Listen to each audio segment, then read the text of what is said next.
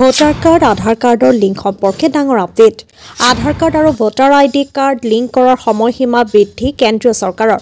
আধাৰ card আৰু voter আইডিৰ লিংকৰ সময়সীমা 2024 চনৰ মাৰ্চ মাহৰ শেষলৈকে বৃদ্ধি কৰা হৈছে। এতিয়াৰ পৰা 2024 চনৰ 31 মাৰ্চলৈ কাম সম্পূৰ্ণ কৰিব পাৰিব।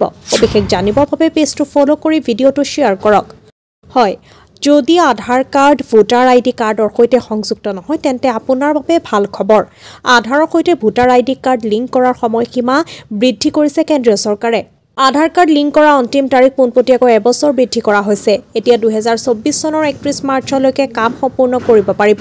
ইয়াৰ পূৰ্বে এই সময়সীমা আছিল 2023 চনৰ 1 এপ্ৰিললৈকে। কিন্তু নিৰ্বাচন আয়োগৰ মতে আধাৰ ভোটাৰ আইডি লিংকিং আপোনাৰ ইচ্ছাৰ ওপৰত নিৰ্ভৰ কৰে, সেয়া বাধ্যতামূলক নহয়।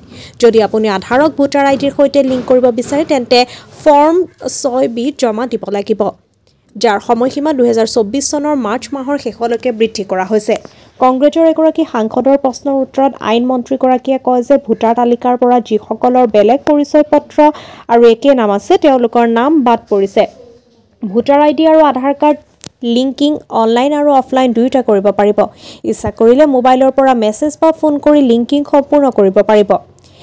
SMS-ৰ জৰিয়তেও লিংক কৰিবলৈ আধাৰ আৰু ভোটাৰ আইডি নম্বৰ টাইপ কৰি 166 বা 51969 নম্বৰত SMS প্ৰেৰণ কৰিব লাগিব।